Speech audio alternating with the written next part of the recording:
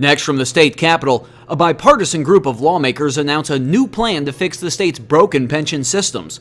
We'll hear from Republican House Leader Tom Cross and from Representative Elaine Nekritz, the chair of the House Pension Committee. They're joined by Senator Daniel Biss as they describe a plan that combines parts of the current defined benefit plan with elements of a defined contribution plan. This runs about 25 minutes. This bill, a year ago, when it had become law, we would have cut our pension payment down by $2 billion. $2 billion. That's the significance of it. We have a $96 billion unfunded liability. This bill would reduce that unfunded liability by almost $30 billion. You know many of the components, and then I'm going to go into the newest component, but 2% contribution by employees, a cap on salaries, a $1 billion utilization of bond payments we're making down the road to help reduce the liability. We have COLA adjustments at $25,000 capped at 3%, and we also have salary caps and some age changes. And I'll let Elaine go into those. But the newest component of it for going forward for SURS employees and TRS is we have created a stacked hybrid plan.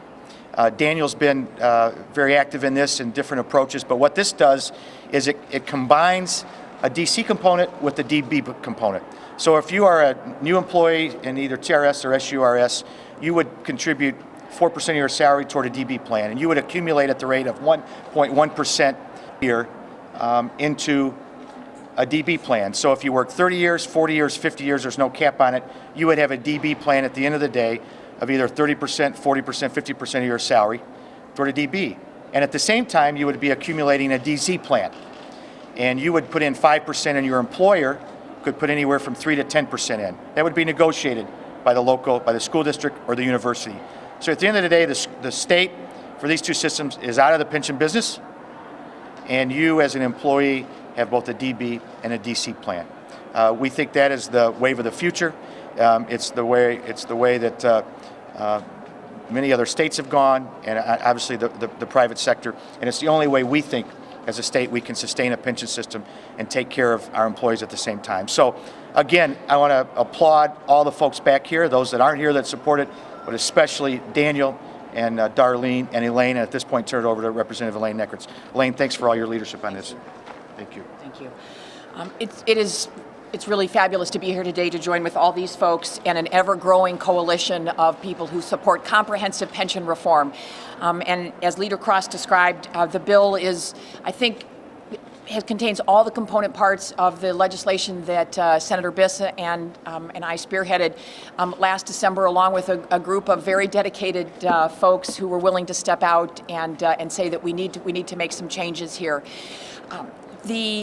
The benefit impacts are exactly what was introduced earlier.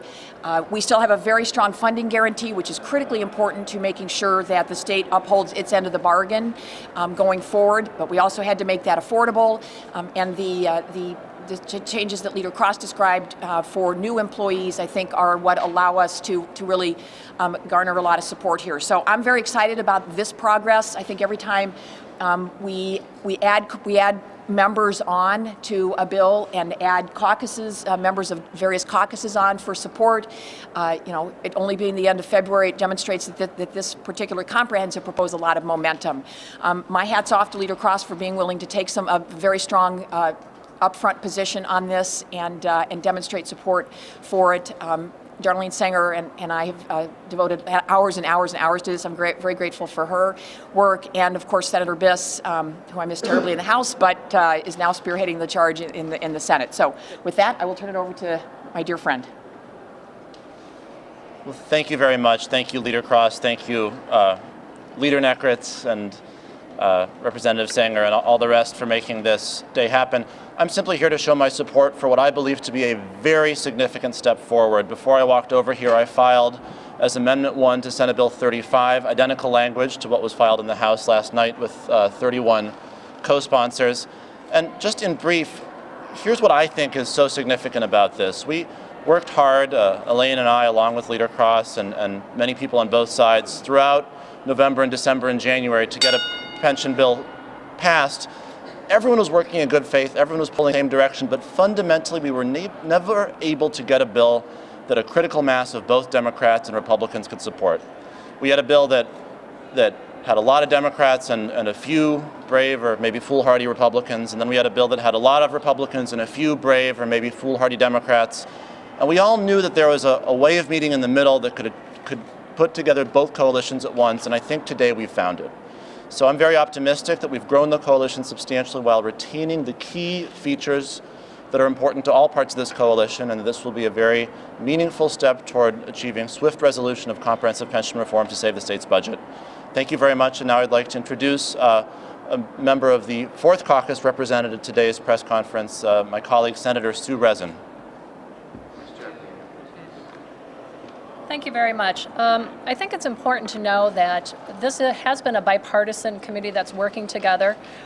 We in the Senate are waiting to see the details, but as I said before, it's important that we all work together, and we have been in the past several months to get something that will work for all 4 caucuses and also all of the groups that are involved.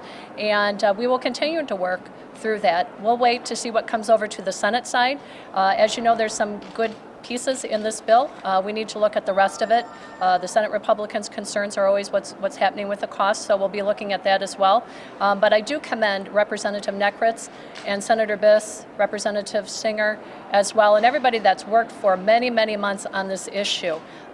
It is not a popular issue. It is very difficult. However, to do nothing would be far worse. So having said that, I'd like to introduce Representative Singer. Thank you.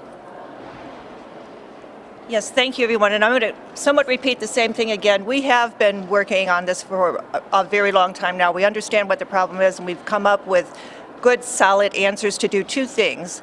Make sure 30 years from now, if you're retired and you're going to live to 90, you will have a pension check coming in the mail, and this thing will be solved in 30 years, solid, 100%. It is definitely a bipartisan work group. We have Representative Davis here. I have to share with you that we, the Senate and the House, Republicans and Democrats, we are really looking at this problem and trying to get to the point that we have overcome the objections and come up with a solid, comprehensive plan that we can put in place and go forward. And on that, why I say that, I mean, we sat down, part of what's going on here with the hybrid plan has to do with cost being taken on by the universities and schools, and thinking through this hybrid in a way where that cost is now manageable and more certain in ways that it hasn't been before is another way we have overcome some of the problems that we've had here. So the goal here again is to really get something done and get something done that's good. Now, we're not to say that everybody's going to be happy. There's almost everybody will have some piece of it which they won't like, but we will guarantee you will have a pension in 30 years and we will be out of this problem once and for all. So I'm going to turn it back over to Good job, Darlene. I think either between Elaine or Daniel or Darlene will try to answer any questions you have.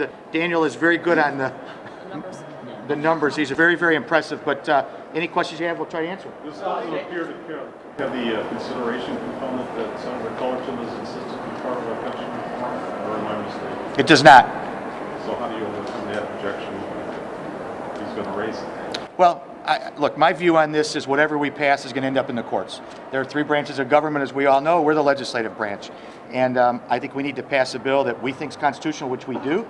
Elaine and Daniel and I, in many of our meetings, Darlene, have found a number of people that say this format in this bill is constitutional. The reality is nobody knows. And if we can get enough support in the House and get something over to the Senate, and then I think and build that momentum and create that momentum, then he'll have to make that decision on how he wants to move forward. I would just add that I think that we feel very strongly that there are legal opinions out there that would support the fact that this approach is constitutional. And I would also add that when we do this, none of us want to take a vote that we're going to have, so that will require that we be back here in 5 to 7 years. And so we know that these changes are really significant, but that's the level of changes that need to occur in order to fix the problem. And so it doesn't. We want to take a vote that actually gets us out of the woods. And I think there's a school of thought from us is that the way this is drafted, along with the language on making the payment, is a form of consideration. That you are saying to an annuitant or a potential annuitant, we want to make sure you have a pension. And in terms of consideration, that's, I think, a pretty big step. Leader Cross, number one, could you please speak into the microphone? And number two, since I don't quite understand, could you explain in your own words how this is better than the Nekritz-Biss plan? I will say that the Nekritz-Biss plan was very good, and I was supportive of that plan. What this does is going forward, takes us in a little different direction from a DB to a combination of a defined benefit plan coupled with a contribution plan. You've heard about either cash balance plans that Daniel is an expert on. This is just a different, maybe variation on that, maybe a different concept, but that is essentially the difference component-wise of the original lame duck session bill, or actually before that. Well, excuse me, did I answer that all the way? You did. I had a separate question, but I wanted to ask about tomorrow. Apparently we're having a day of pensions. It's like yesterday's day of guns. What's that all about, and how does this plan fit in? Don't know, but we'll take this one step at a time. I think, again, the significance of all of this support is something that people need to take a look at, and we'll address tomorrow just like we did yesterday. What have you been told about? What have you follow-up? What have you been told about tomorrow? Nothing. Tom, on the two questions. One, have you had any actuaries run the numbers of what this would save? When would those savings begin to be realized? And on the constitutional question, how do you feel that you get around the whole issue of not diminishing the... Well, I'll speak to the savings. Because the Tier 1 benefit impacts are identical to what was filed as House Bill 6258, the impact on savings is identical with the exception of the cost shift. And the cost shift was actually a very, very minor part of the savings. So the difference will be very, very, very modest from what we had in House Bill 6258 in mid-December. So for instance, that means the total savings between now and 2045 would be almost exactly $160 billion. It means the decrease in the unfunded liability would be $28 billion immediately.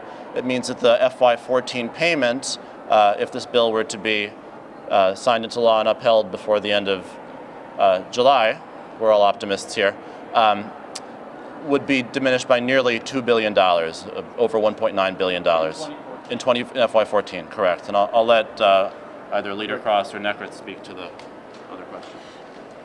There's a lot of component parts to the constitutionality. We have done a lot of things to try to dig our way out of the fiscal crisis. We've raised income taxes. We've made very significant cuts across the board. But there's obviously more to be done and that we have to do. And so addressing the state's fiscal crisis requires us to spread that burden. The pension systems are obviously imperiled. The teachers' retirement system issued a statement last spring saying that they foresee that the system would become insolvent if there's not something done. And so rather than diminishing or impairing, we're actually, I think, enhancing the system. And that is, I think, a critical component to the constitutionality. The second is that we obviously are in an emergency. We are obviously in a crisis, and I don't think anybody could argue otherwise.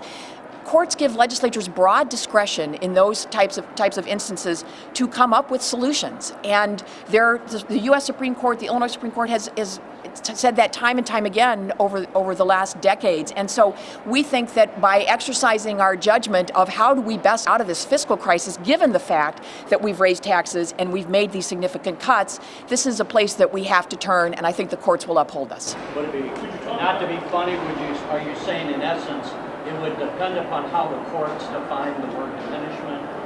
If you're going over the cliff, you're going to obviously have no pensions, and so to the extent that you're saving it, you're going to argue legally, or one would argue. Go ahead, you're on it. You're right on it. One would argue legally that you're not diminishing your savings. I think that's one component of it. The other component is that the state can exercise police powers in emergencies. That's kind of at its core, and we think we have the discretion to be able to do that. So in tier 3,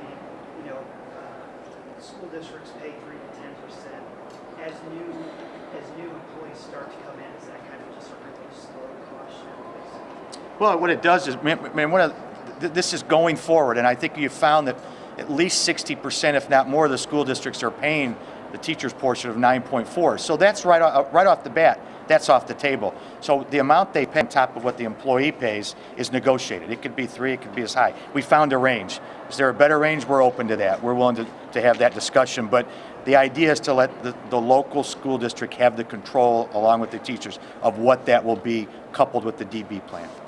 But there's no cost shift for Tier 1 or Tier 2. And why not? And people have talked about why they think that's an important thing to include in any pension reform. I think you would have different opinions with the group behind me. We all know we are in really, really a difficult predicament money-wise. You've heard all the numbers. We are all trying to find a bill that we can come together on and support and pass. This is it. Now, someone's going to come along and say, I'd rather have the bill that was filed in December, but I want to get this done. And so I think it's just it's what you call compromise and finding a happy medium. And that's where we are. How would the funding guarantee work, and where would this $1 billion till 2020 come from? You want to do that? How would the funding guarantee work? How much would be guaranteed in this $1 billion would come? The funding guarantee is, I think, a very strong funding guarantee. It allows the state pension systems, as acting in their fiduciary obligation, to go to court to enforce an actuarially required number. So if the General Assembly woke up one morning and said, you know what, we just want to appropriate $10 million to the pension fund, the pension funds could go to court and say, that's not an actuarially sound number. And that's what we could enforce. So that's very different than the 1995 law, where we set some statutory number that was not based in any actuarial science. So The state would have to pay 180. no, it's 100% of an actuarially sound number, and the actuaries can go to court and argue about what that is, but it's still got to be based in actuarial science. And $1 billion? The $1 billion comes from the fact that we are now paying off pension obligation notes, and in the year 2020, when we pay off those notes, we would continue to dedicate that money into the unfunded liability. So these plans that would extend out, temporary income tax increase, not needed, that could expire in 2015? You know, I think that if we pass this bill tomorrow, and we could wave a magic wand and get rid of and enjoy the $2 billion in savings that this would provide us, we still have enormous fiscal pressures. We still have $9 billion in unpaid bills. We still have a group health insurance that's placing significant pressures on us. Medicaid is facing significant pressures. We're going to have to take a look at all that in 2014 and see how that all works. Leader Cross mentioned $8.6 billion for 2014. I might have missed something. Last number I was hearing was $7 billion. Is this just the gradual creep of the cost? It's a combination of things. That's the ramp payment coupled with the debt service, and that's just the increase from last year as mainly because of the change in the interest rate assumptions. And investment. And it's a combination of all the above. So more than a quarter of the general fund. Yeah. It's just is very real, to say the least. All right, thank you all very, very much.